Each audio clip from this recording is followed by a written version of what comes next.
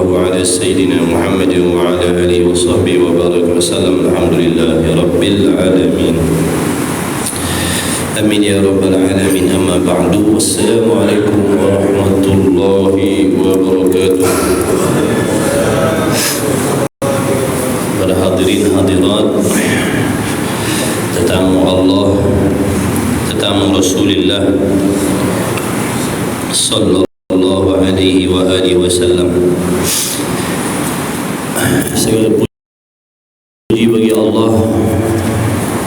Dengan rahmatnya kita dipilih oleh Allah, diberi nikmat taufik, diberi kesabaran dalam melaksanakan apa yang diperintah oleh Allah Subhanahu wa taala.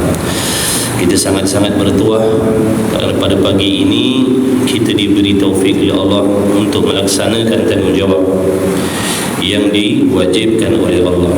Mudah-mudahan kita tergolong di dalam golongan hamba-Nya yang bersyukur. Mudah-mudahan nikmat ini dikekalkan oleh Allah Subhanahu wa taala ke dalam diri kita sehinggalah kita dipanggil oleh Allah Subhanahu wa taala. Insya-Allah.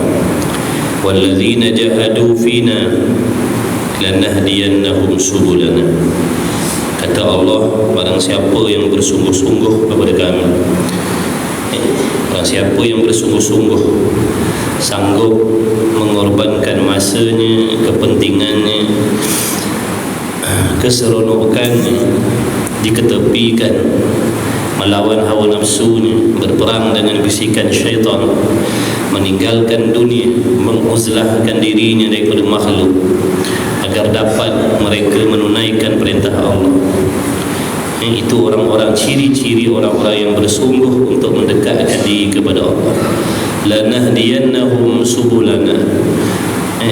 Sesungguhnya Allah Ta'ala akan menunjukkan jalan-jalan. Akan datang bantuan Allah, akan datang pertolongan Allah kepada mana-mana hamba-Nya yang bersungguh-sungguh nak mencari redha Allah. Allah Ta'ala akan bagi pertolongan. Mereka akan ditunjukkan jalan-jalan oleh Allah. Sebaliknya orang yang tidak sabar, orang yang tak sanggup, orang yang tidak bersungguh mendekatkan diri kepada Allah, maka mereka tidak akan diberi petunjuk oleh Allah. Jadi insya-Allah diharapkan tuan-tuan dan puan hadirin hadirat rahimakumullah, para muhibbin sekalian, senantiasa di dalam rahmat dari Allah. Mudah-mudahan di dalam diberi oleh Allah kesihatan, keafiatan yang baik, agar dapat kita gunakan nikmat kesihatan itu untuk beribadah. Allahumma salli ala sayyidina Muhammad. Sambungan kita Risalah Tauhid, muka surat apa? 9. Allahumma salli ala Muhammad, muka surat 9 ni.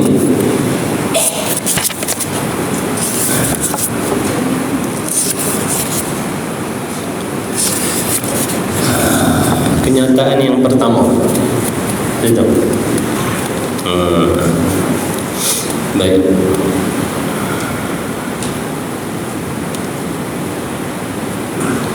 Jadi sama-sama insya-Allah kita memperbetulkan qasad kita, niat kita.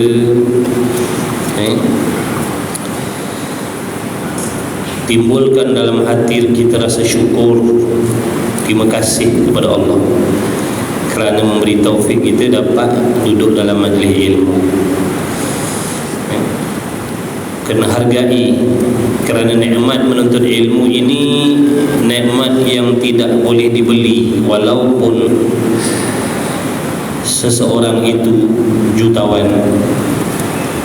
Walaupun seseorang itu jutawan, dia tak boleh beli nikmat menuntut ilmu.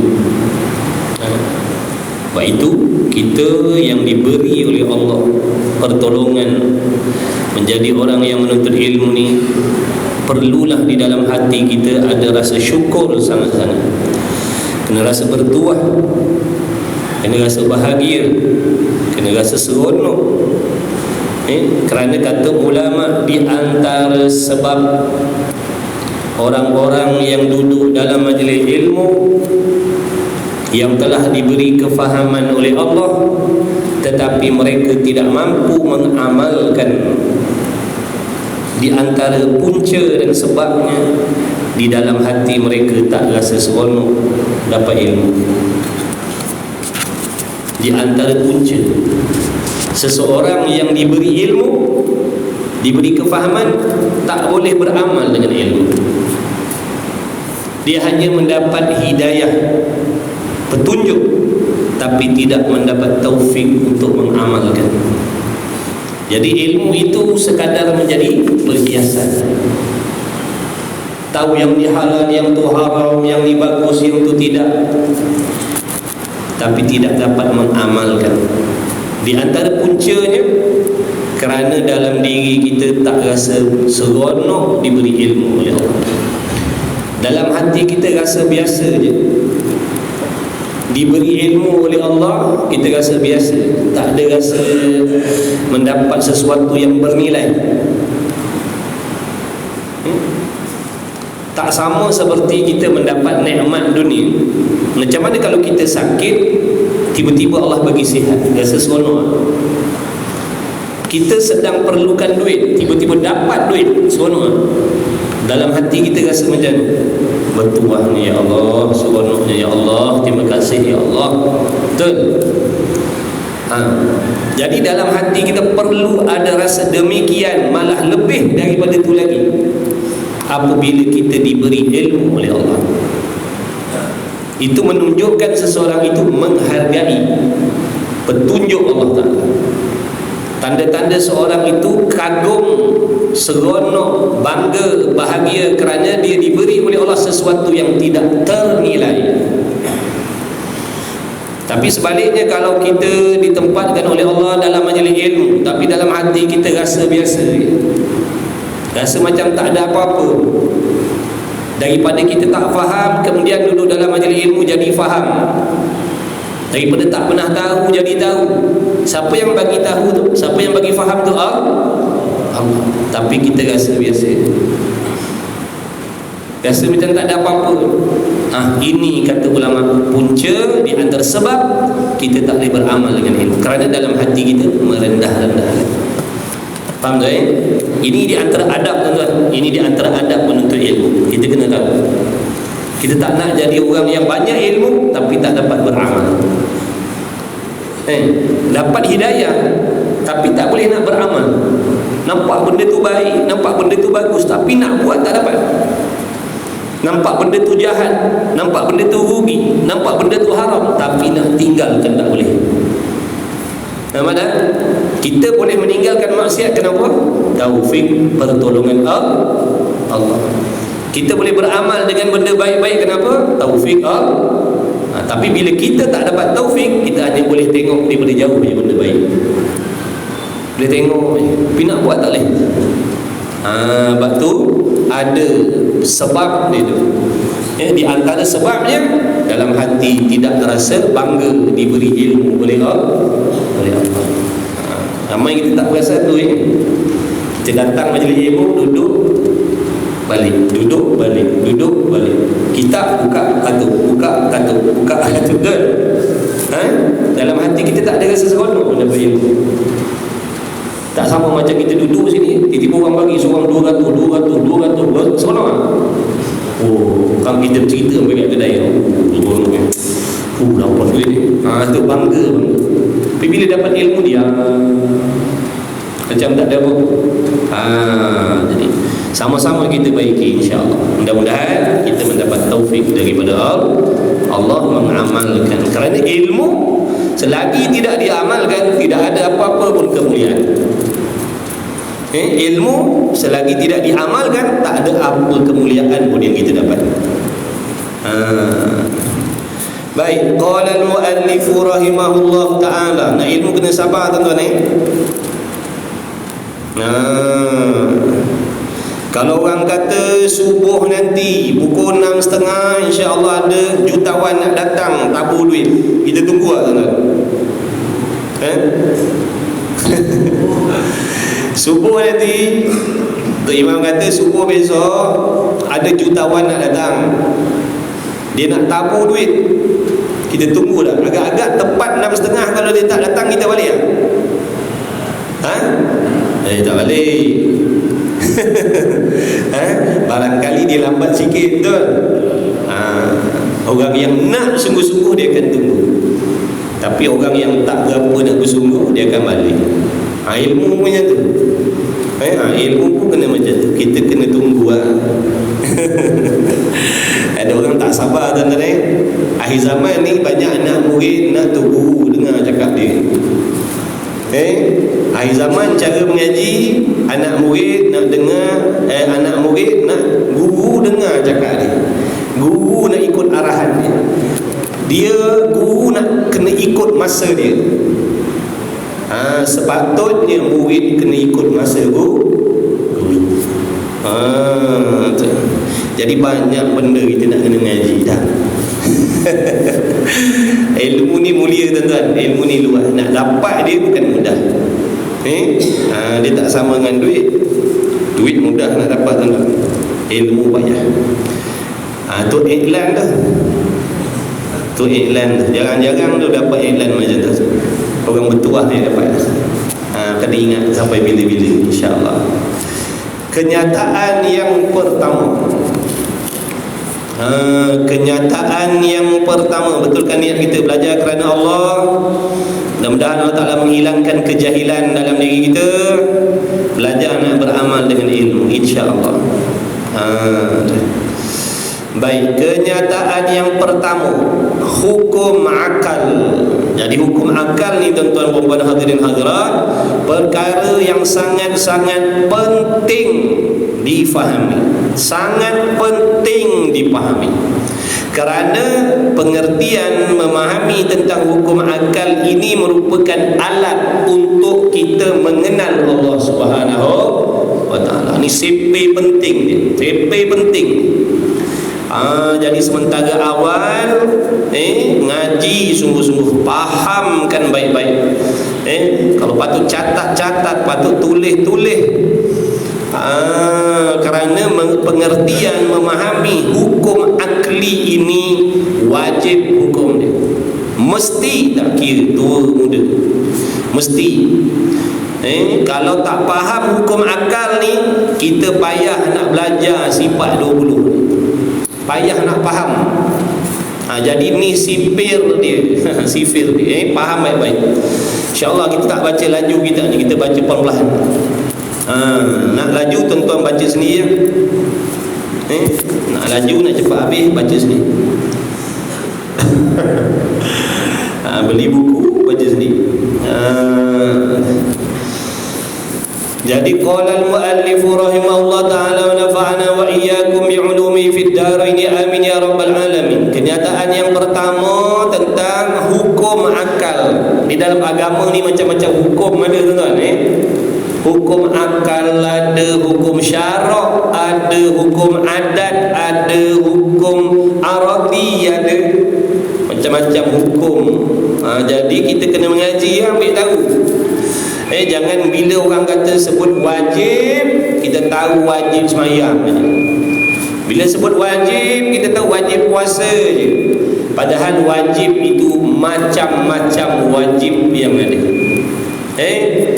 Wajib sembahyang benda lain, wajib kenyang benda lain, wajib mati benda lain. Nampak tak tu? Wajib ada benda lain. Jadi kena mengaji lah. Ngaji. Dunia nak kiamat, tuan-tuan. Kita persiapan tak ada lagi ni. Walaupun umur kita dah banyak, bekal mati belum ada. Apa bekalan mati? Amal. Amal belum ada sebab tak ada ilmu. Amal takkan ada tanpa ilmu. Amal yang dibuat tanpa ilmu tu bayang-bayang. Meskipun banyak amal yang kita buat, tapi kita buat tanpa ilmu, semua tu bayang-bayang. Tak ada apa lagi. Siapa yang beramal tanpa ilmu, beramal tanpa tahu tentang akidah, beramal sembahyang, puasa, zakat, haji, umrah, dan sebagainya, tanpa memahami perihal akidah, kosong tu, jadi debu. Jadi jangan kita seronok, jangan kita berasa macam dah banyak amal.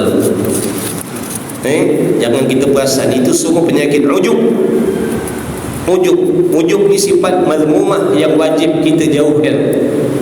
Apa maksud ujub? Perasan dah ada amal, perasan dah ada bekal, padahal tak ada lagi, tuan-tuan.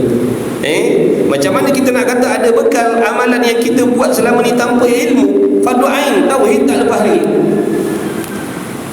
Ini fardu ain, tuan-tuan.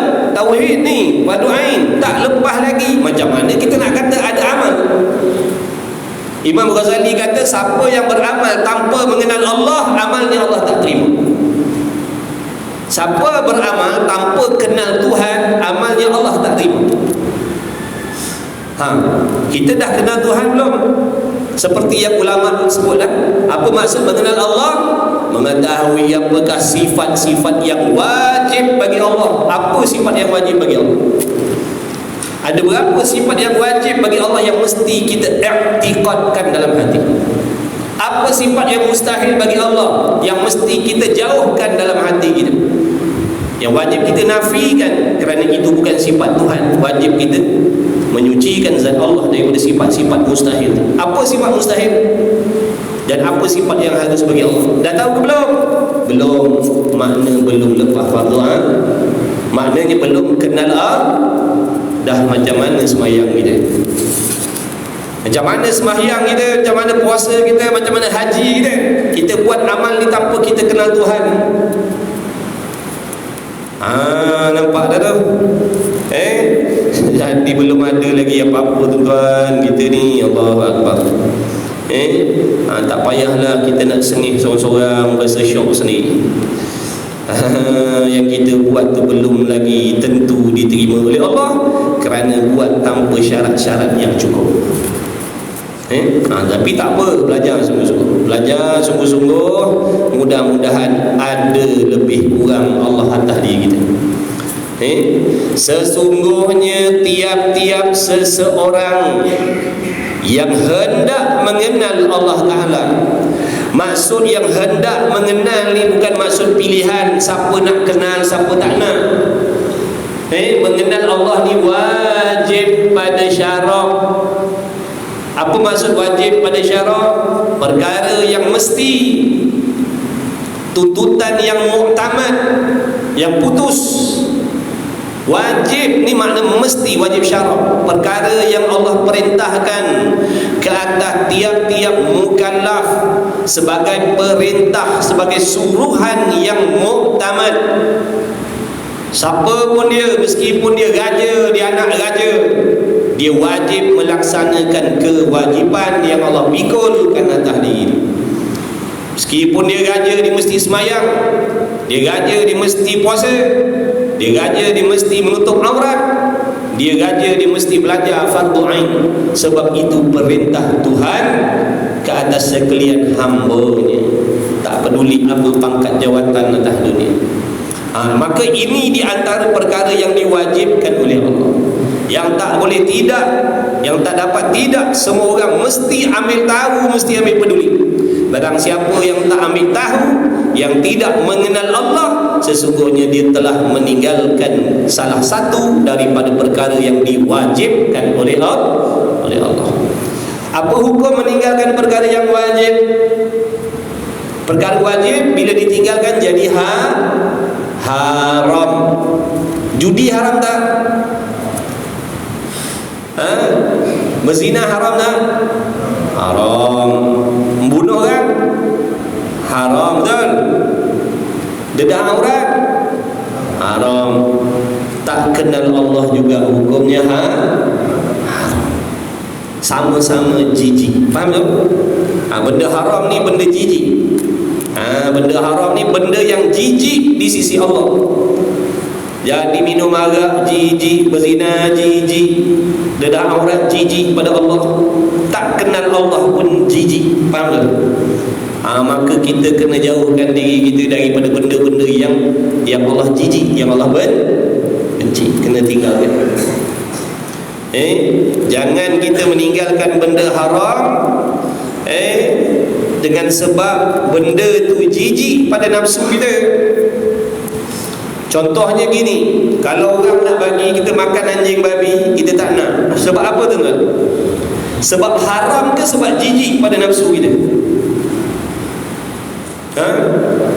Orang offer kita, "Mailah makan ni, ada daging anjing babi ni free." Kita kata tak nak. Tak nak tu sebab apa? Haram ataupun jijik? Haram, bukan sebab jijik. Sebenarnya sebab jijik tuan. Buktinya apa? Mengumpat haram tak? Kenapa kita buat? Sebab tak jijik. Betul tak? Sebab mengumpat tak jijik. Pada kita mengumpat tak jijik macam makan anjing babi. Sebab tu kita mengumpat macam biasa. Nafsu kita mengumpat ni, nafsu kita kata tak jijik. Tapi kalau makan anjing babi, nafsu kita kata jijik. Jadi sebenarnya kita tinggalkan anjing babi tadi bukan sebab haram, sebab jijik dia nafsu kita. Dedah aurat haram tak? Haram dia dah. Makna jijik tak? Tapi nafsu kita tak jijik. Sebab tu kita dedah aurat. Sebab pada nafsu kita dedah aurat tak jijik. Bukan tak haram, tak jijik. Jadi faham ni. Kena pandang semua benda haram tu jijik. Walaupun pada nafsu kita kata tak jijik benda tu, tapi kena tahu benda ni pada Allah jijik. Tak semayang jijik pada Allah, dedah aurat jijik pada Allah, tak belajar fardu ain jijik pada Allah. Bukan jijik pada nafsu kita. Nafsu kita ni banyak benda haram yang tak jijik. Sebab tu benda haram tu kita buat. Mengumpat tak jijik, sebab tu kita buat mengumpat. Berdengki tak jijik pun pada nafsu kita, sebab tu kita berdengki.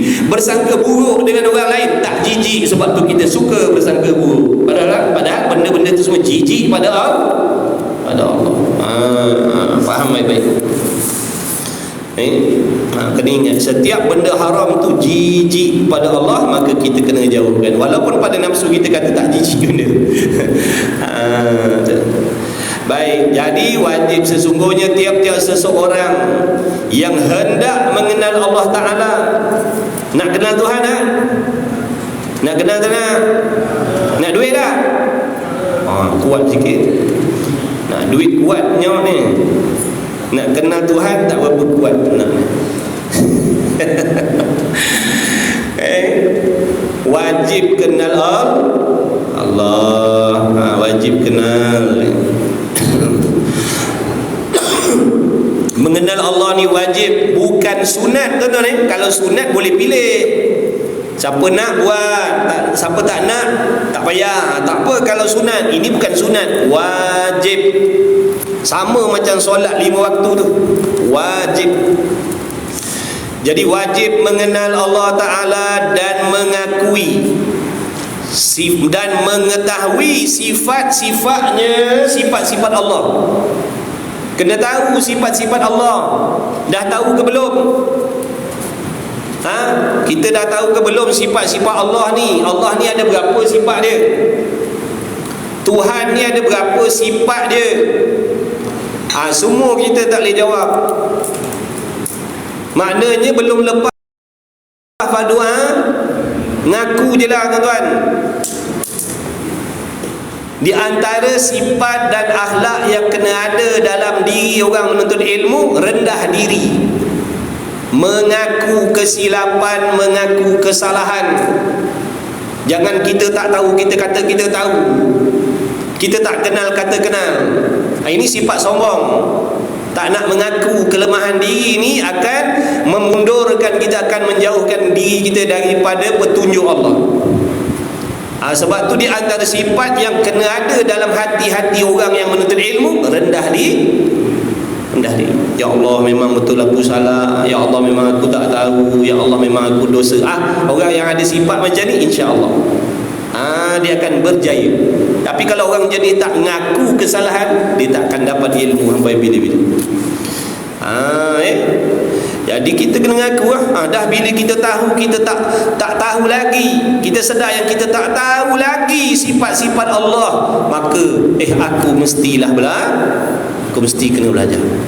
Aku mesti kena belajar. Sebab mengetahui sifat-sifat Allah tu wajib. Kalau aku tak tahu, aku berdosa. Kalau aku tak tahu, aku berdosa. Jadi jangan kita ingat mengenal Allah ni fardu ain ni ilmu budak kecil, ilmu budak tadika, ilmu budak sekolah rendah. Jangan kita yang dah tua-tua ni, ramai tak tahu lagi. Nampak tak tu? Tak lepas lagi fardu ini bahagian tauhid, tuan-tuan. Bahagian tasawuf tak tanya lagi. Apa sifat mazmumah yang mesti kita kena jauhkan dalam hati? Apa sifat mahmudah yang wajib ada dalam hati kita? Apa benda? Tak tahu. Macam mana? Kubur dah dekat dah ni. Sungguh ke tidak? Jauh lagi. Umur kita yang tinggal ni berapa hari lagi, tuan-tuan? Banyak hari. Yang dah lepas 50 tahun, yang dah lepas 60 tahun, yang baki berapa hari tinggal? Tak pas, boleh jadi 2 hari lagi. Betul ke tidak? Jangan berasa lambat lagi mati. Sifat yang dibenci, bila ada sifat tu dalam hati kita, dibenci oleh Allah. Orang yang berasa lambat mati ni dibenci oleh Allah. Kenapa? Akan menjadikan dia berlengah-lengah untuk beribadah.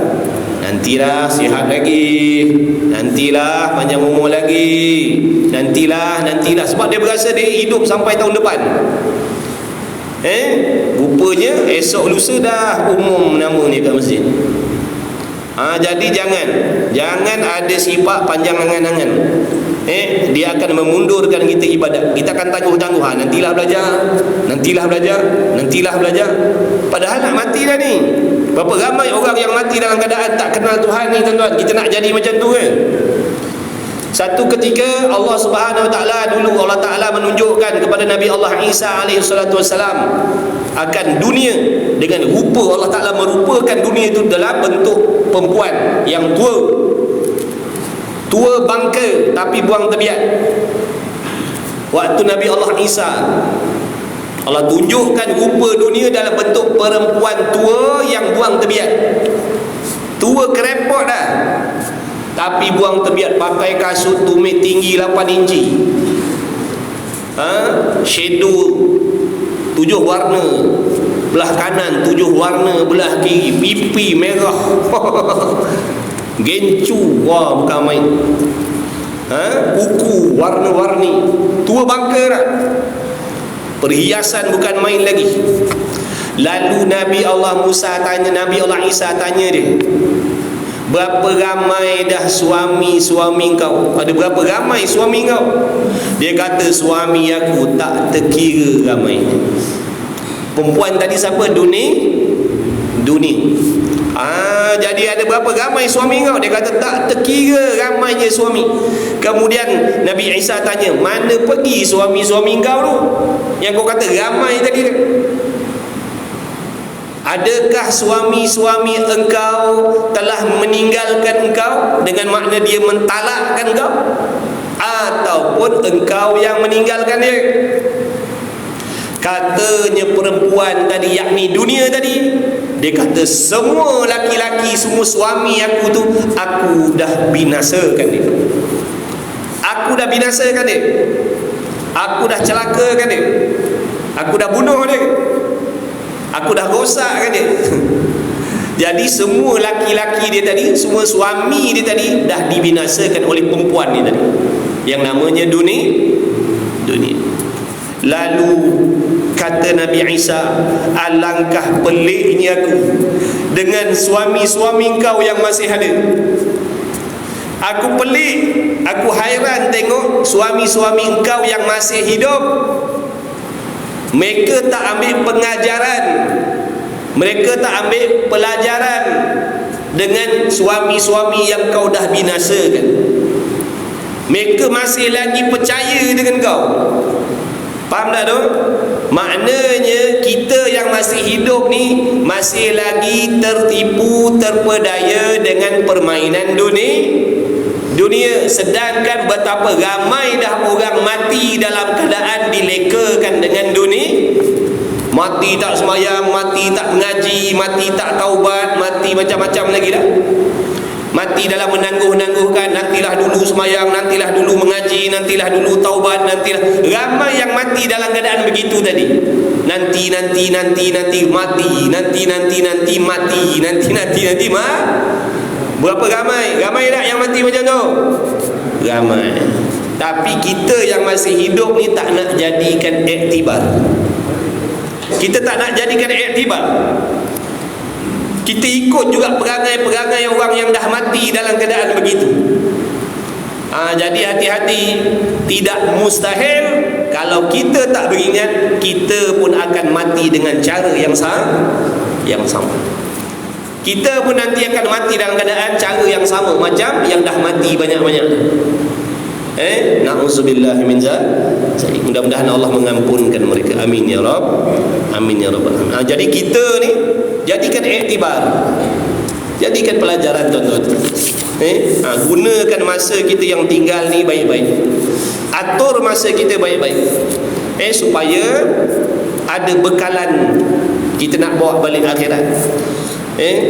Mudah-mudahan ada kesempatan yang sikit ni kita gunakan baik-baik, insya-Allah mudah-mudahan ada manfaat. Mengaji, tak peduli umur kita berapa, mengaji fardu ain betul-betul. Mengaji betul-betul. Sudah-sudahlah tu. Nak kejar dunia, nak kejar kaya, nak kejar nama, sudah-sudahlah. Sudah-sudahlah. Baik. Jadi apa sifat-sifat Allah kena tahu lah. Kena tahu sifat Tuhan, bukan nama Tuhan. Sifat Tuhan. Kalau kenal nama Tuhan tak masuk lagi dalam erti kata mengenal Allah. Kata ulama, mengenal Allah ni mengetahui sifat-sifat dia gitu. Allah tu apa sifat dia, bukan apa nama dia. Kalau kenal nama tapi tak kenal sifat, nanti takut barangkali kalau orang ni, kalau jadi orang, kalau hanya kenal nama tapi tak kenal sifat-sifatnya, orangnya macam mana, tingginya, rupanya macam mana, bentuknya, warna kulitnya apa, silap-silap kalau selisih bau kita tak bertegur. Sebab apa? Sebab kenal nama je tapi tuannya tak kenal. Macam itulah. Kalau Allah ni sekadar nama je kita tahu, Allah Ar-Rahman Ar-Rahim, tapi sifat dia kita tak tahu. Ini nanti takut kita langgar dengan Tuhan-Tuhan. Dah tak kenal, terlanggar nanti. Nampak tak tu? Ramai orang yang langgar Tuhan ni. Dia kenal nama Allah Tuhan dia, Ar-Rahman, tapi dia langgar. Sebab apa dia langgar? Tak kenal. Dia tak macam mana, dia nak mengelak. Dia tak kenal, dia hanya tahu nama je. Tapi kalau dia kenal sifat Tuhan, dia kata, oh ini tak dia langgar, ini Tuhan. Apa ramai orang langgar Tuhan. Jadi nak kenal Tuhan, kata ulama, kena tahu sifat-sifat dia. Apa yang wajib, apa yang mustahil, apa yang harus bagi dia. Jadi kita belajar. Mudah-mudahan nanti pengenalan kita terhadap Allah tu semakin hari semakin baik, semakin sempurna. Jadi macam orang-orang tu, wali-waliullah tu yang sebenar-benar mengenal Allah. Daripada mengenal Allah tu jadi takut dengan Allah, jadi gerun dengan Allah, jadi malu dengan Allah. Dia asalnya daripada sini lah tuan-tuan. Asalnya daripada sini. Bukan tiba-tiba jadi macam tu. Daripada sini dulu. Daripada tak tahu-tahu, daripada tak kenal dia kenal, kemudian dia beramal, diperbaiki, lama-lama nanti orang yang dah mengetahui sifat-sifat Allah dan yakin dengan sifat-sifat ni, insya-Allah kalau betul niat dia belajar, nanti Allah bagi dia manfaat, dia akan rasa takut dengan Allah. Dia akan jadi takut dengan Allah. Dia takut dengan nama, dengan takut dah tahu sifat ni lain. Tak Tak sama tuan-tuan. Orang tu takut dengan rimau. Harimau, takut kata dia sebab dengan nama rimau. Seorang lagi takut dengan rimau tadi bukan sebab kenal nama je, tahu sifat perangai rimau tu macam mana. Tak sama takut dia tu. Tak sama. Jadi samalah ertinya macam kita ni, manusia ni kenal Allah, kenal nama je, kata takut juga. Tapi orang yang kenal Allah dengan sifat-sifatnya, lagi takut dia. Lagi takut. Tak sama. Orang yang kenal Tuhan, kenal nama Tuhan dengan kenal sifat Tuhan, tak sama takutnya, tak sama rasa gerunnya, tak sama rasa malunya, tak sama rasa hebatnya. Kata Imam Ghazali, semakin dalam pengetahuannya, pengenalannya tentang Allah, semakin takutlah dia kepada Allah, semakin malulah dia dengan Allah. Baik, maka wajiblah lebih dahulu ia orang yang nak mengenal Allah ni wajib mengetahui akan hukum akal. Wajib tahu hukum akal. Dah tahu belum hukum akal? Belum. Bila belum, wajiblah belajar. Wajib belajar. Yang tak belajar wajib belajar. Yang nak kenal Tuhan terlebih dahulu kena kenal, kena faham hukum akal dulu. Sebab hukum akal ni kalau kita nak kata dia macam jambatan penyebab kita kenal Tuhan. Sebabnya faham hukum akal dulu. Kita nak buat kira-kira matematik tu kena hafal sipir dulu. Kena faham sipir tambah, sipir tolak, sipir bahagi dan sebagainya, baru boleh selesaikan kira-kira, betul? Kalau tak tahu tambah, tak tahu tolak, tak tahu darab, tak ni selesai. Begitulah ibaratnya. Nak kenal Allah, kena kenal dulu ni sipir dia ni. Nama dia apa? Hukum akal namanya. Kena faham dulu hukum akal, insya-Allah boleh mengenal Allah. Kalau tak faham hukum akal, nanti kadang bila kita belajar sampai tempatnya kita melopong je. Melopong je macam mana? Macam kita tak tahu tambah, tak tahu tolak, tak tahu darab, tak tahu bahagi. Tengok orang buat kira-kira, itu pelik, terkebil-kebil. Macam mana dia buat ni? Macam mana dia buat ni?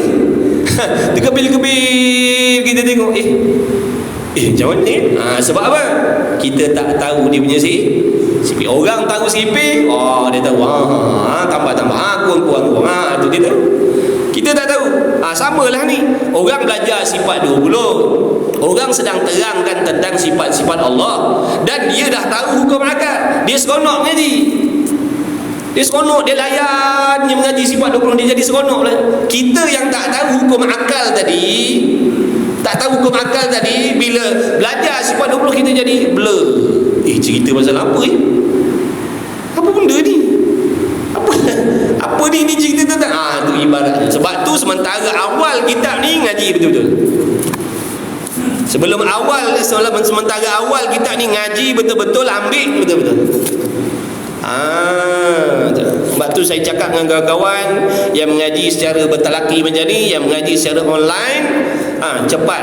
Sementara ada tempat-tempat yang saya baca kitab ni awal, cepat-cepat join, cepat-cepat ikut, ngaji sungguh-sungguh. Beli kitab, catat waktu, bila jadual waktu belajar. InsyaAllah kalau betul cara mengajinya, boleh kenal Tuhan juga, boleh lepas pada orang juga, insyaAllah. Jadi jangan buat main. Sementara ada peluang ngaji betul-betul. Sebab tak semua tempat baca kitab ni daripada awal tuan. Ada yang dah nak ujung, ada yang tengah-tengah. Tapi tak apalah, duduk je lah. Ni sementara ada tempat-tempat yang saya bacakan kitab ni daripada awal. Contohnya di sini. Di sini kitab Tauhid awal lagi. Di Khawarizmi awal lagi. Di Masjid Sultan Abdullah awal lagi. Ada 3-4 tempat kitab ni masih awal dibacakan lagi. Jadi rugi sangat-sangat bagi orang yang tak belajar, tak nak ambil tahu, rugi sangat-sangat. Sebab tu sementara ada ni ngaji dah. Bukan saya nak kata saya alim, saya pandai, saya tak kerti, saya bebal kat tuan-tuan. Cuma nak ajak kawan-kawan yang nak belajar sama-sama, muzakarah sama-sama. Sementara awal kitab, mari kita ngaji daripada awal. Buat jadual, beli kitab. Bukan mahal pun kitabnya. Harganya baru mencecah RM10 je. Harganya baru mencecah RM10.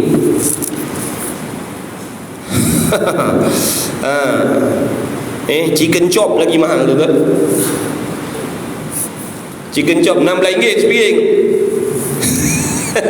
Telan sampai sini, besok jadi berak habis. Ni harga RM10 boleh bawa sampai lepas dalam kubur. Jadi ngaji sungguh-sungguh. Sementara ada banyak lagi orang-orang baca kitab ni, tapi nak banding dengan kitab tauhid tak ramai, tuan-tuan. Jadi sementara ada ngaji dah. Online pun online lah. Sebab kita nak harapkan masjid kampung, masjid Korea, masjid taman, surau taman, yang ada belajar mengajar kitab sifat 20 ni jarang sangat-sangat dah ada sekarang. Betul saya cakap. Jarang sangat-sangat masjid surau ada pengajian sifat 20. Jarang sangat-sangat. Jadi online pun online lah, asalkan boleh belajar. Baik, jadi maka wajiblah lebih dahulu ia orang yang nak mengenal Allah mengetahui hukum akal. Wajib kena belajar. Dan bahagian hukum akal, ada berapa? Bila sebut hukum akal ada berapa bahagian? Kena tahu. Jangan risau tuan-tuan, dalam kitab ni ada dah semua. Bukan suruh cari sendiri. Dalam kitab ni dah ada. Orang risau mana pula nak cari ni? Tak payah, dalam ni dah ada. Mengaji je lah. Beli kitab. Tak ada masjid siap kan? Di masjid banyak. Beli kitab. Siapa tak ada kitab boleh pinjam kitab masjid, tapi jangan bawa balik Ada orang masjid letak kitab, dia ambil, curi bawa balik. Lepas tu dia tak datang ngaji. Jangan. Jadi masjid boleh siapkan juga. Gunalah duit masjid. Orang tulis kat papan orang minggu ini 2,000, bulan depan 8,000. Gunalah duit, tak sia-sia. Itulah guna orang bagi duit masjid. Jangan guna duit masjid untuk buat berlumba siapa simpan duit banyak. Ada masjid ini perangai macam tu, penyapu lidi pun payah nak beli. Penyapu lidi pun bergaduh dalam mesyuarat nak beli penyapu lidi. La ilaha illallah. Orang bagi duit nak suruh guna kan, dia bertekak nak beli penyapu lidi, bergaduh. Patut Jumaat tuan-tuan, masjid perlukan penyapu lidi. Siapa derma? Padahal tengok dekat papan catatan duitnya ada 800,000. Allah, macam-macam berangai. Beli kitab. Maka wajiblah lebih dahulu ia mengetahui akan hukum akal dan bahagiannya, kerana ia jadi neraca bagi hendak menghukumkan sifat-sifat Tuhan yang diperintahkan mengenal itu. Sebab dengan kita memahami hukum akal, itulah akal kita ni boleh menetapkan, menghukumkan dengan akal kita Tuhan tu mesti ada ke, ataupun Tuhan tu ada pun boleh, tak ada pun boleh, ataupun Tuhan tu tak ada langsung. Tu guna hukum akal. Puak-puak Wahabi dia tak mengaji ni. Puak-puak Wahabi sebab tu dia marah kita mengaji sifat 20 ni.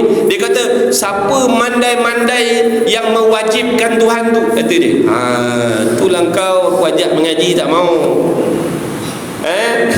Kan kita belajar sifat 20 ni wajib Allah Ta'ala sedia kala, betul? Makna wajib akal kita mewajibkan, maksudnya akal kita menentukan, akal kita memutuskan, akal kita menghukumkan yang namanya Tuhan, yang namanya Allah ini wajib, dia mesti sedia kala, bukan bukan maksudnya kita mewajibkan Allah sama seperti Allah mewajibkan kita semayang. Wajib semayang tu hukum syarak nama dia. Yang ni bukan hukum syarak, ini hukum akal. Sebab tu orang suruh mengaji. Dia mengaji, dia tak mau. Dia dengar orang belajar sifat 20, dia kata sesat, bid'ah. Orang ajak mengaji tak mau. Marilah mengaji dulu. Ngaji dulu, fahamkan betul-betul sifat 20 ni sampai habis. Jangan ponteng kelas, fahamkan baik-baik. Dah habis besok kau buat kesimpulan, sesat ke tak sesat belajar ilmu ni. Jangan sebelum kau belajar, kau dengar orang kata sesat, kau pun kata sesat. Orang kata bid'ah, kau pun kata bid'ah. Mari belajar dulu. Belajar dulu, sabar mengaji sampai khatam, 2, 3, 4 kali khatam, baru buat keputusan. Elok ke tak elok ngaji sifat 20? Nak ngajak orang menyengutukan Tuhan ke, nak ajak orang mentauhidkan Tuhan? Nak ajak orang mensyirikkan Tuhan ke, nak ajak orang mengesakan Tuhan? Orang ramai pun ramai terikut ni. Dengar ustaz-ustaz W ni, puak-puak Wahbi ni kata tak wajib belajar, kita pun tak wajib tinggal. Wajib ngaji. Baik. Jadi dengan memahami hukum akal tadilah, kerana nak menghukumkan sifat-sifat Tuhan tu. Adakah contoh ada Allah tu apa hukumnya? Tiada Allah apa hukumnya? Kuasa Allah apa hukumnya? Lemah Allah apa hukumnya? Allah serupa makhluk apa hukumnya? Nampak tak tu? Jadi kita kena faham hukum akal terlebih dahulu, baru boleh menjatuhkan hukum tadi. Kalau kita tak faham hukum akal, ni bahaya. Lama sekarang dia kata apa? Allah tu boleh je nak boleh je Allah tu nak serupa makhluk. Allah tu boleh je nak duduk dalam alam ni. Tu sebab tak faham hukum akal lah tu duk kata macam tu. Nampak tak tu? Jadi bahaya.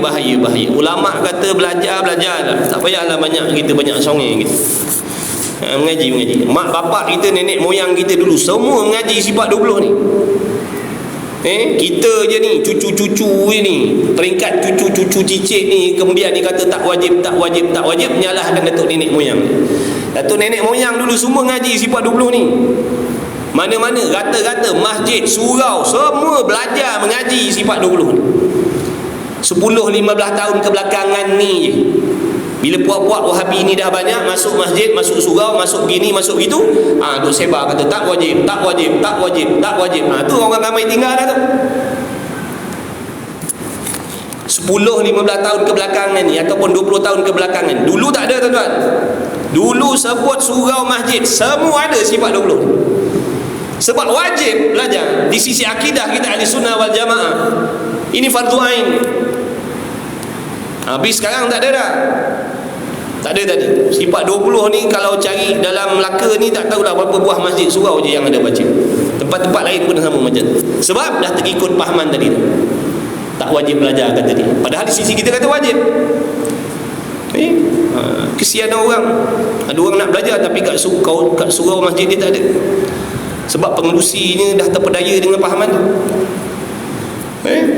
Bila pengerusi terpedaya dengan pahaman tu, dah tentulah dia akan ikut. Buat apa nak panggil ustaz mengajar sifat 20? Bukan wajib pun. Dia pengerusi pula. Nampak tak tu? Jadi hati-hati tuan. Bila pengerusi masjid ni lepas kepada orang-orang yang bukan akidahnya ahli sunnah wal jamaah, bila rosaklah masjid tu. Dia akan sekat ilmu-ilmu yang wajib di sisi kita ahli sunnah wal jamaah belajar, dia akan sekat. Sebab apa? Nak suruh ikut pahaman dia. Jadi kuasa ni penting. Kuasa ni penting. Sebab tu kena jaga betul-betul kuasa ni supaya jangan terlepas kepada orang yang rosak fahamannya. Bila rosak fahamannya habis. Kemudian katanya musannif lagi, kerana ia jadi neraca bagi yang hendak menghukumkan sifat-sifat Tuhan yang diperintahkan mengenal itu. Sekalipun permulaan wajib atau mukallaf itu mengenal Tuhan, tetapi permulaan wajib untuk mengenal Tuhan, sifat-sifat Tuhan itu ialah mengetahui hukum-hukum akal. Contoh kita kata gini, semayang wajib tak? Wajib. Tapi sebelum wajib kita semayang tadi, wajib kena tahu tentang semayang. Memang semayang tu wajib, tapi sebelum menunaikan semayang kena tahu benda-benda yang sangkut paut dengan semayang. Kalau tak tahu benda-benda yang sangkut paut dengan semayang, tidak akan terlaksana semayang tu nanti. Samalah macam ni, mengenal Allah tu wajib, tapi sebelum mengenal Allah kena kenal dulu hukum akal tadi tu. Kerana tanpa memahami hukum akal kita takkan mengenal Allah. Begitu. Baik, pengertian hukum akal. Pengertian hukum akal ni definisi dia. Pengenalan hukum akal. Mari mengaji. Yang tak mengaji, mari mengaji. Ambil jadual. Ambil jadual. Boleh follow kita. Bukan suruh follow sebab apa? Takut nanti ada yang tertinggal. Ada yang tanya bila kelas. Follow lah. Ataupun DM tepi, nanti kita masuk ke dalam grup. Ada yang tanya, Ustaz, bila lagi kuliah? Tak lagat nak jawab. DM nanti kita masukkan dalam grup tu, nanti situ tahu bila jadual hari apa, kitab apa. Selalu kita pesan nak tahu jadual kelas pengajian. Jadi kitab-kitab yang saya banyak baca, kitab Fardu Ain ni sifat 20, kitab akidah, kitab tasawuf saya banyak baca. Semua Fardu Ain, bukan yang dalam-dalam dah. Saya pun bebal nak baca yang dalam-dalam, saya tak kerti. Ini yang mudah-mudah ni, peringkat tadika macam ni. Bukan dalam-dalam tak, bukan sebut pasal alam malakut, alam jabarut, saya tak kerti. Ni Fardu Ain ni, peringkat budak-budak ni, pra-tadika macam ni. Jadi siapa yang belum belajar tauhid, boleh join, follow, sama-sama kita muzakarah. Beli kitab. Nak beli mana kitab? Tengok dekat TikTok shop kita tu ada. Klik beg kuning. Jangan lupa. Klik beg kuning tu. Ada kitab tauhid. Faridah ada, Misbah Munir ada. Pakat-pakat ngaji lah. Tak kisah siapa kita, artis tak artis, jutawan, ahli perniagaan. Itu hal dunia kita. Ini hal akhirat kita. Jangan dengan sebab benda-benda tu kita terlupa, tuan-tuan, belajarlah. Allahu Akbar. Ni dunia akhir zaman dah, macam-macam dah, kecoh sini kecoh sana. Kita tak buat persiapan lagi, kita duk tangguh-tangguh lagi. Jangan main-main. Mengaji. Baik, jadi kawan-kawan yang dalam ni Allahumma salli ala Muhammad. Time duit tu nak senang dunia, betul? Banyak duit boleh beli kereta, boleh beli rumah, boleh beli rantai, boleh beli cincin. Tapi nanti lang kubur macam mana? Lang kubur. Besok Allah Ta'ala tanya, malaikat tanya, man rabbuka, siapa Tuhan kamu?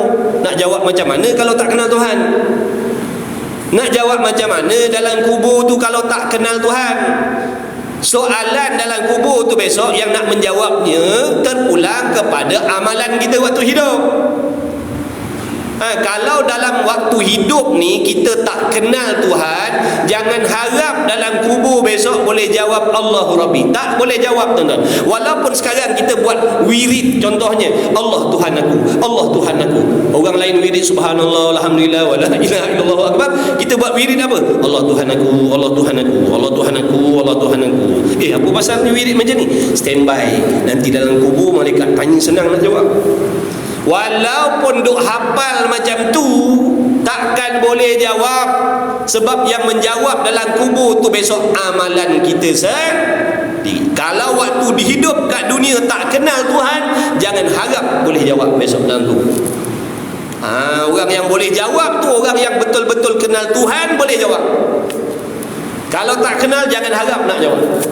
Samalah, nanti Allah Ta'ala akan perlihatkan seorang laki-laki, iaitu Sayyidina Muhammad sallallahu alaihi wasallam. Malaikat akan tanya, apa yang kau nak katakan tentang lelaki ni? Siapa dia ni, laki-laki ni? Orang yang beriman dengan Nabi SAW, yang betul-betul beriman dengan Nabi sahaja yang boleh jawab. Dia adalah Nabi yang utusan daripada Allah. Tapi orang yang munafik, orang yang bermuka-muka dengan Islam, hatinya tak percaya dengan apa yang dibawa oleh Nabi, dia tak boleh jawab. Dia jawab apa? Aku tak kenal. Dia akan jawab, aku tak kenal. Walaupun dulu atas dunia dia sembahyang, puasa, haji, umrah, tapi oleh kerana kemunafikan dia tu, hatinya tak beriman dengan Allah, tak beriman dengan Rasul, dia buat Allah aja macam orang Islam, dia tak boleh jawab. Dia kata aku tak kenal. Bila kata tak kenal, kena sesahlah dengan malaikat. Kena sesah, kena belasahlah dengan malaikat dalam kubur tu. Anak bini kita duduk atas dunia berjoget. Kita tinggal kita banyak. Kita tinggal kereta banyak, rumah mewah, kereta banyak, duit banyak, oh seronoklah di atas dunia. Kita dalam kubur kena belasah. Anak bini tak tahu, anak bini pun tak ambil peduli dah tentang kita dalam kubur tu. Kadang-kadang teringat Al-Fatihah kata dia, pun dalam WhatsApp ni Al-Fatihah, kan baca pun Al-Fatihah, dia tulis Al-Fatihah tu pun copy paste, nak tulis pun malah tuan-tuan, dia kan nak baca Al-Fatihah kata dia. Oh, teringat dekat arwah ayah, Al-Fatihah, dia tulis Al-Fatihah dalam kurungan Al-Fatihah dibaca. Tak dia baca pun. Itulah balasan orang hidup untuk kita. Kita dulu mati-mati, susah-susah cari duit, kumpul duit, tinggalkan harta kekayaan untuk dia orang. Bila kita mati, dia tak peduli. Jadi jangan haraplah, jangan main-main tuan-tuan. Kita kena cari bekal kita sendiri. Jangan harap anak-anak ni. Anak-anak ni belum tentu lagi. Jadi kita yang nak kena siapkan bekalan untuk alam barzah kita sendiri. Ni di antara bekal ni. Ini yang kita sedang belajar. Inilah di antara bekal yang mesti ada. Waktu kita nak mati besok ni, di antara bekal yang nombor 1 kena ada ni. Allahu Akbar. Kalau tak ada ni berat dah tuan-tuan. Baik, apa hukum akal? Hukum akal itu ialah ni, jaga-jaga jangan tidur. Kejap lagi berhenti lah. Kejap lagi berhenti. Minggu depan saya tak datang dah, jangan risau. Minggu depan minggu pertama ada kelas? Oh, kena datang lah tuan-tuan. Saya lupa lah, pagi ni kelas ganti mana tu imam? Tu imam tadi dia telefon saya, Ustaz jangan lupa. Mana dia? Kena sebat tu imam ni. Siap tu imam. Nakal tu imam kita ni. Dia kata, Ustaz jangan lupa Oh, punya dia tak ada siap. Okay, salam dengan tu imam Baik, hukum akal itu ialah, ni takrif dia tuan-tuan. Ni takrif dia. Hukum akal itu ialah menetapkan suatu perkara kepada suatu perkara yang lain. Makna menggunakan akal kita ni, menggunakan kewarasan. Bila Allah jadikan akal kita ni waras, gunakan akal kita tu untuk menetapkan, menghukumkan sesuatu itu patut ataupun tak patut. Guna akal yang waras ni lah. Contoh, Allah Ta'ala, Tuhan itu tiada. Guna akal, timbang dengan akal. Patut ke tidak nak mengatakan Tuhan itu tak ada? Patut ke tidak? Guna akal. Faham tak tu? Jadi akal yang waras, akal yang bijak, yang cerdik, dia akan kata mestilah ada Tuhan. Tak patut nak kata tak ada Tuhan ni. Contoh saya kata meja ni saya nak kata meja ni tak ada tukang yang membuatnya. Masjid ni tak ada tukang yang buat. Akal fikir, patut ke tak patut? Ada masjid tapi tukang tak ada. Tak ada tukang yang membuatnya, tapi ada masjid tapi tukang tak ada. Patut ke tidak? Akal yang waras kata tak patut, mesti ada tukang. Tu guna akal tadi tu. Atau menafikan sesuatu perkara daripada perkara yang lain dengan tidak berkehendak kepada dicuba. Tak payah nak cuba, tak payah nak buat percubaan untuk nak memutuskan hukum tu tadi. Hukum akal ni tak payah nak buat percubaan pada menetapkan sesuatu perkara itu, yakni bersalahan dengan hukum adi, yakni hukum adat. Tak sama dengan hukum adat. Hukum adat, keputusan kebiasaan, itu perlu kepada percubaan. Sebelum buat keputusan, kena buat uji kaji dulu beberapa kali, baru boleh jatuhkan keputusan. Itu hukum adat. Contohnya adat si Zaid lah, kita kata si Zaid, adat dia macam mana? Adat makan dia, adat makan si Zaid ni. Adakah si Zaid ni jenis orang yang bila dia makan mesti kenyang? Ataupun macam mana? Tes dulu. Ajak si Zaid ni pergi kedai lempeng, bagi makan lempeng 10 keping, roti canai 2 keping, nasi lemak 3 keping. Lepas tu tanya dia, kenyang tak? Zaid kata, tak kenyang lah. Zaid kata tak kenyang lah. Malam besok ajak lagi, tes lagi, roti canai 5 keping, lempeng 10 keping, nasi lemak 5 bungkus. Tanya dia, Zaid kau kenyang tak? Rasa macam tak ada apa-apa. Maka jatuhlah hukum adat bagi si Zaid tadi. Si Zaid ni adat dia apa? Dia menyalahi adat. Si Zaid ni menyalahi hukum kebiasaan. Orang lain makan banyak mesti kenyang, dia makan banyak tak kenyang-kenyang. Maknanya menjatuhkan hukum adat si Zaid tadi kena percubaan dulu.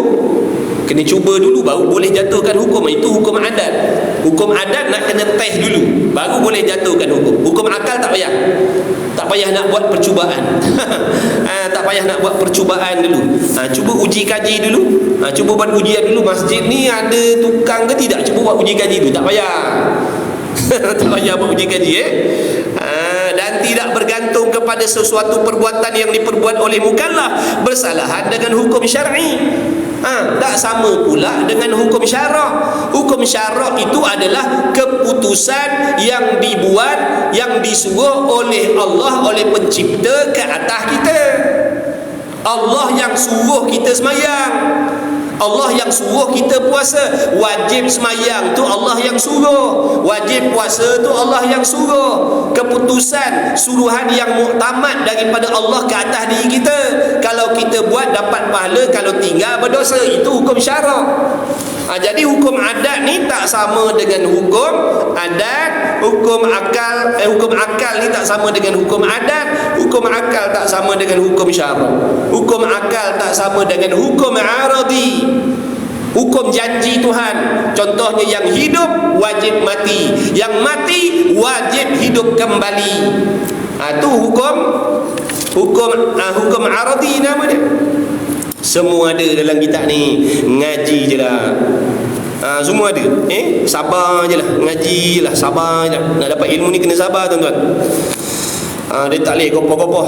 Kena sabar banyak. Korban masa. Memang nafsu kita tak seronok, betul? Nafsu seronok tak ngaji?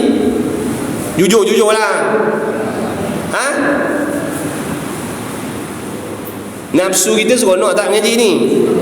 Tak. Mana ada seronok?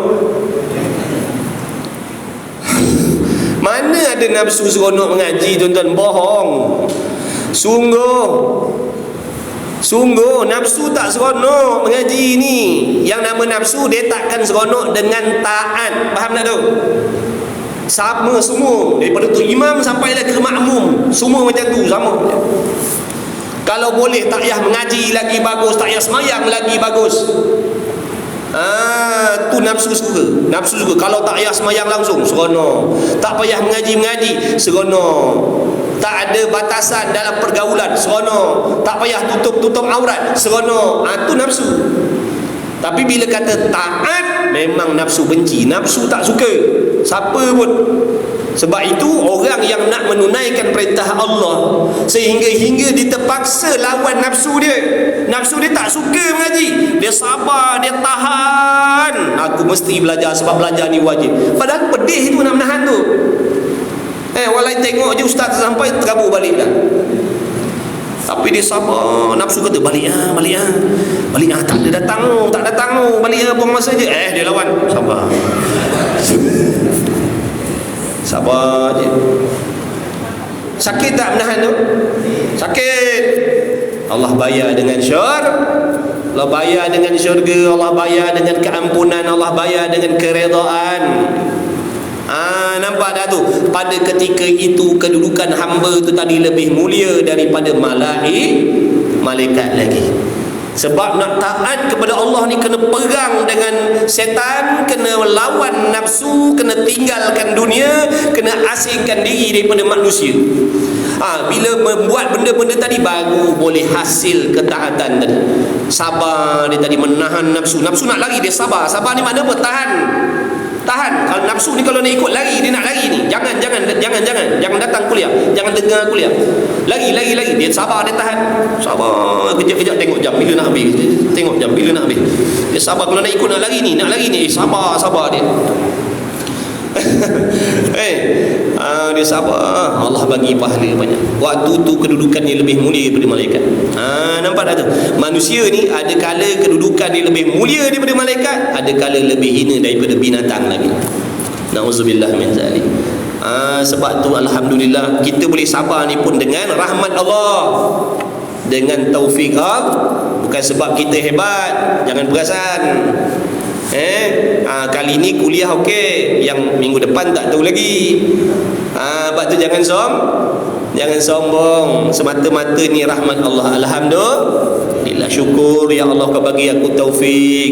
Kalau nak ikut nafsu aku nak lari ya Allah, tapi kau bagi aku sabar. Alhamdulillah dapat juga belajar bagi ni. Macam tu. Kena ingat ni semua rahmat Allah, bukan kekuatan kita tuan-tuan ni. Bukan kekuatan kita, kehebatan kita. Ingat tu, apa sahaja yang kita perolehi bukan disebabkan oleh sesuatu, tidak, melainkan semata-mata rahmat Allah. Jangan kita kata ni sebab doa aku kan ni sebab doa aku lah ni sebab aku ni keturunan orang baik lah ni, ini sebab doa. Dah. Semata-mata rahmat Allah aja. Takut kalau kita tak ingat macam tu, nanti jadi ujub dalam hati kita.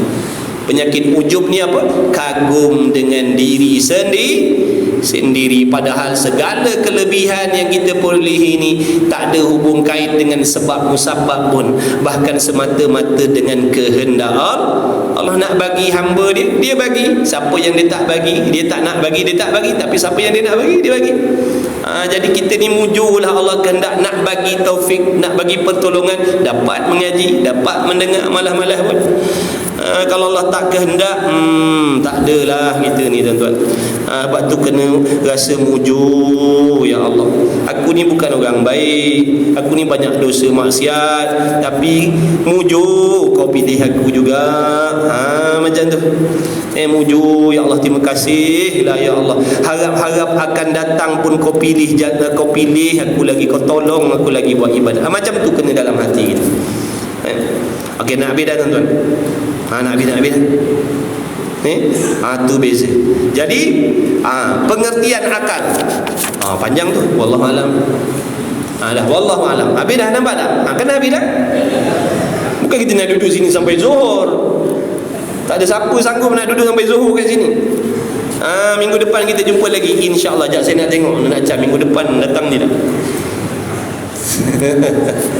InsyaAllah tuan-tuan, mudah-mudahan dengan berkat majlis ilmu kita pada pagi ini, Allah rahmati kita semua, Allah memberi keampunannya kepada kita semua. Tak lupa anak bini kita, suami, adik-beradik kita, ibu bapa kita yang masih hidup ataupun yang dah pergi. Mudah-mudahan dengan berkah majlis ilmu kita, dengan berkat Nabi Muhammad sallallahu alaihi wasallam, Allah Ta'ala memberikan keampunan kepada kita semua. Mudah-mudahan Allah Ta'ala sentiasa memandang kita dengan pandangan yang istimewa, memandang kita dengan pandangan yang khususiyah, pandangan rahmat. Bila orang tu dapat rahmat, Allah akan tolong dia, Allah akan bagi taufik untuk membuat benda yang Allah suruh, Allah akan bagi taufik meninggalkan benda yang dibenci oleh Allah zahir dan batin. Itu apabila hamba ini mendapat rahmat. Jadi kita harap mudah-mudahan untuk masa-masa yang akan datang kita sentiasa diberi taufik oleh Allah, boleh menuntut ilmu. Mudah-mudahan Allah memberi kepada kita manfaat ilmu. Mudah-mudahan Allah panjangkan umur kita dengan memberi umur yang berkah, agar dapat kita gunakan umur kita yang panjang tadi itu di dalam usaha kita beribadah, memperbaiki amalan kita zahir dan batin. Mudah-mudahan Allah memberi kesihatan yang baik kepada kita supaya kita selesa untuk beribadah. Mudah-mudahan Allah Ta'ala merezekikan rezeki yang halal lagi luas, supaya memudahkan kita untuk beribadah kepada Allah Subhanahu wa Ta'ala. Sabarlah tuan-tuan, sabar, jangan sedih, jangan rasa sedih, jangan rasa kecil hati dengan Allah. Jangan rasa kecil hati dengan Allah. Atas dunia ni Allah tak jadikan kita orang kaya macam orang lain. Allah tak bagi kita istimewa, orang istimewa macam orang lain. Tak sempurna macam orang lain. Tak megah macam orang lain. Jangan kecil hati dengan Allah. Allah ada persiapkan kesenangan, kelebihan, kekayaan, kebahagiaan yang jauh berlipat kali ganda dahsyatnya daripada kesenangan dunia ni tuan-tuan. Ada tu selepas daripada mati tu. Ada Allah persiapkan. Maka sekarang ni kita alhamdulillah, walaupun kita tak direzekikan kekayaan, pangkat jawatan, jutawan macam orang lain, tapi bergembiralah apabila kita seringkali ditolong oleh Allah untuk melaksanakan ibadah. Bersyukur, ya Allah, walaupun aku bukan jutawan tapi kau tolong aku boleh solat. Bersyukur, ya Allah, walaupun aku tak ada kereta mewah macam orang lain, tapi kau sampaikan aku dalam majlis ilmu. Kena rasa macam tu tuan-tuan. Jangan rasa kecil hati dengan Allah. Jangan rasa kecil hati dengan Allah. Kita kena sedih kalau Allah tidak memberi kepada kita atas dunia ini perkara-perkara yang mulia-mulia yang Allah beri kepada kekasih-kekasih dia. Ini yang perlu kita sedihkan. Ini yang perlu kita ratapkan. Kenapa aku tak diberi taufik oleh Allah macam orang lain? Orang tu kuat semayang tapi aku malas. Orang tu rajin ngaji tapi aku tak rajin mengaji. Orang tu boleh menuntut ilmu tapi aku tak ditolong oleh Allah menuntut ilmu. Ini benda yang kita nak kena sedihkan. Kalau setakat kekayaan, pangkat jawatan, jangan sedih. Kalau Allah tak bagi pada kita, jangan sedih. Sebab yang nama pangkat jawatan, kekayaan ni Allah bagi juga kepada musuh-musuh di atas dunia. Betul? Betul ke tidak? Allah bagi tak kekayaan pada orang kafir? Allah bagi. Tapi Allah bagi tak taufik kepada orang kafir? Allah tak bagi taufik, tuan-tuan. Sebab tu kalau kita tak dapat taufik pertolongan daripada Allah untuk melaksanakan kewajipan meninggalkan benda haram, ini yang kita nak kena sedihkan, ya Allah. Tapi kalau Allah tak dapat, tak bagi kita atas dunia kaya, mewah macam orang lain, jangan kecil hati dengan Allah. Sebab Allah nak bagi kekayaan yang jauh lebih dahsyat selepas daripada mati besok, supaya kita boleh menikmati kekayaan dan kesenangan tu sampai bila. Pujuk hati kita, sabarlah. Sabarlah wahai nafsu, sabarlah. Ada kesenangan yang menanti selepas mati.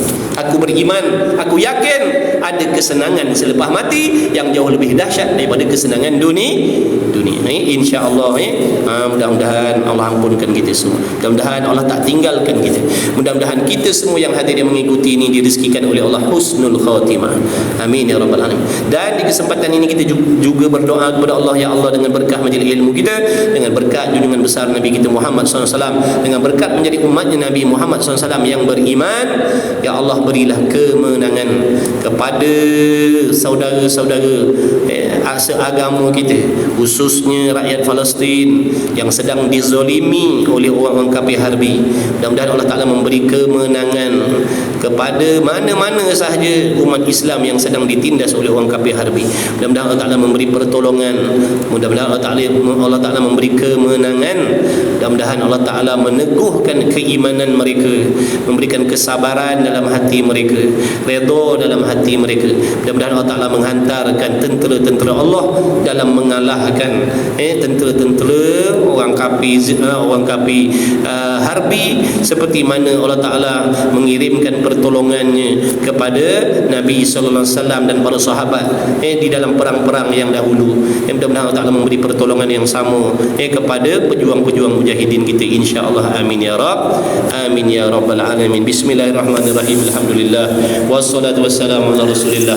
Allahumma rabbana fa'na bima 'allamtana, rabbana 'allimna alladhi yanfa'una, rabbana faqih ahlana wa qurbat lana fi dinina ma ahli al-kutri untha wa dhakar. Allahumma khalisna mimma ana fihi ikhlasan jamila wa sallallahu ala sayyidina Muhammadin nabiyil ummi wa ala alihi wa sahbihi wa barik wa sallam. Alhamdulillahirabbil alamin. Taqabbalallahu minni wa minkum, minna wa minkum taqabbal ya karim. Insyaallah kawan-kawan yang mengaji secara online, insyaallah pukul 9.30 nanti ada kelas lagi. Pukul 9.30 ada kitab tauhid juga, pun baru mula juga, baru bacaan kali kedua kitab Risalah Al-Misbahul Munir. Kitab tauhid juga sifat 20 baru baca kali kedua, hari ini kali kedua di Masjid Sultan Abdullah, Masjid Tanah. Panggil Masjid Putih, Masjid Tanah. Jadi yang berkelapangan kalau nak datang sila-silalah, insya-Allah. Jumpa lagi. Wallahu a'lam.